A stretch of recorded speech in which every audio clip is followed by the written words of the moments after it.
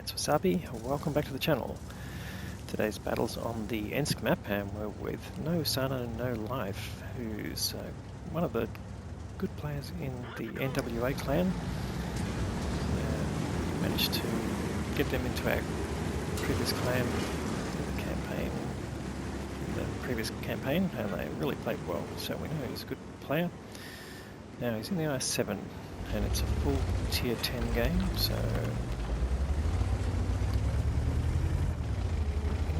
and you can see that the Ensk map is one of the smallest maps in the game, so it's got a lot of corridor play, and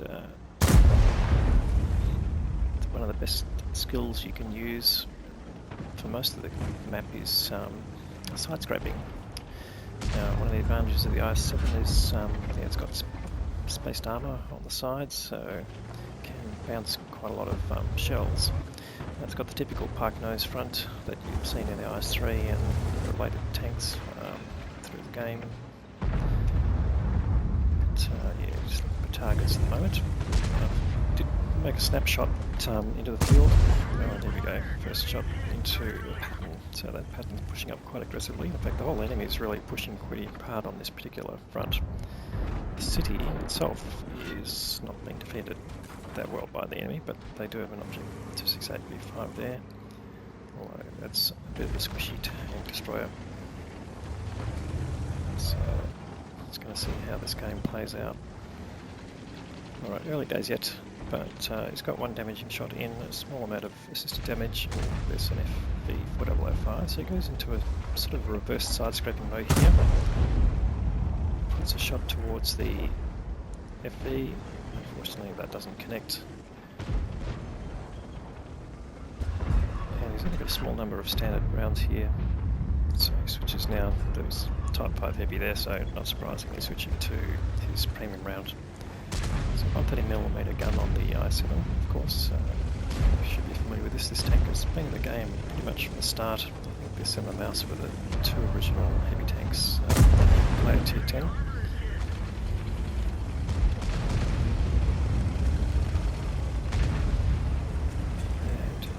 Basically just exiting that position given the chance that they'd get overwhelmed. You can see the enemy just swarming around the 60 TP, and if it was there, yeah, you would get maybe 1-2 shots, but then it'd be it's up in the same fate.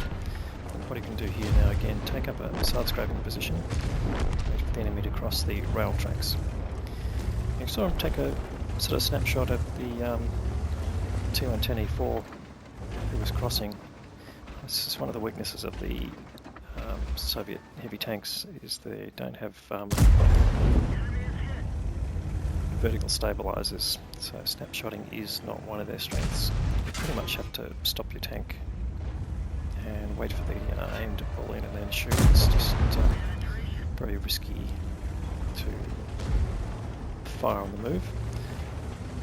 And it's got a fairly long reload, as you can see. It's just about 10 seconds, in fact 11.2 here, so you've really got to choose your shots. In any case, he's starting to accumulate some damage here. Now we've got some tanks here distracted. He's managed to get side shots in, so this middle position here quite powerful. So you can see here he can side scrape off the building. The E-15 knows where he is, but see that shot went into his tracks. Now he's got an E-100 pushing on him on the other side of the building. So he's just going to try and deal with this E-50M if he can. Unfortunately that goes into the tracks. Now he's got to deal with the E-100. His team's in a bit of a hole. They're 3 tanks down. HP is relatively similar. Luckily he leaves that shot from the E-50M on his tracks and goes straight through the front drive sprocket on the E-100, which is exactly where you need to shoot when it's angled. Now he can come in and go for the lower front plate, and he gets rid of him. So now he's in a bit of a tricky position. He's in the middle. He's got enemies pretty much on both sides, and tanks pushing in. So he finds the M48 pattern, sends him back to the garage. That gets rid of a fairly dangerous gun. The Type 5 Heavy is on fairly low hit points, and he can afford to take a hit right now. He's got 4k of damage. Does take a hit from the Type 5 Heavy, but takes him out of the game. So he's starting to equalise. Now can he get rid of this E50M?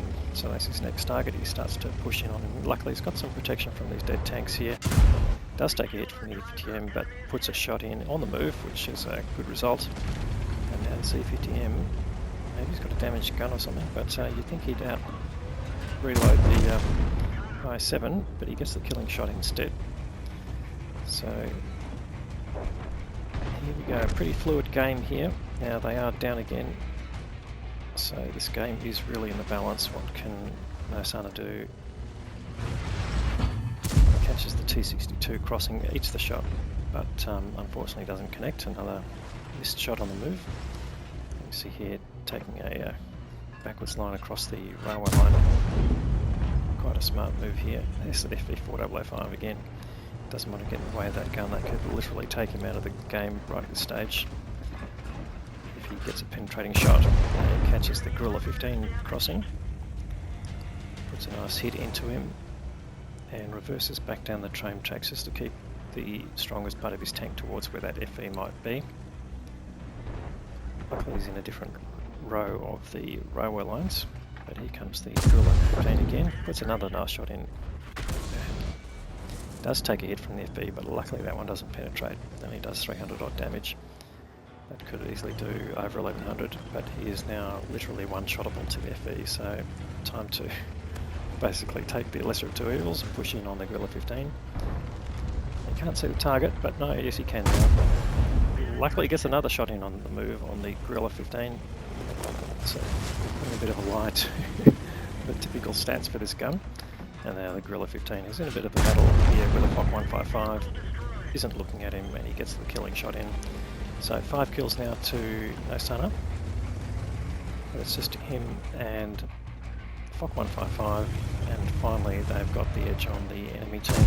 There's the FV again, he's in a shooting position, wiggles his tank and luckily bounces 1150 worth of damage. And now the FV knows he's for it, goes for the ram, and it's just 120 hit points left, and can he get the kill before the FOC 155 turns up? He should be able to do that. Bang, it goes, gets his top gun, and the FOC 155 fires at him. But that's probably in a bit of disgust. Anyway, great game there from Nosana. He's managed to pull it back. I've got some nice figures here. 8k of damage and 6 kills. So that's given him the High Caliber Award and the Top Gun Award. He's also earned the Steel Wall Medal for blocking nearly 3.7k of damage, which really helped. That's way above his own hit points. And the Ace Tanker Mastery Badge. So how did he compare to the team? Wow, 1537 base experience. That's a really good level for tier 10.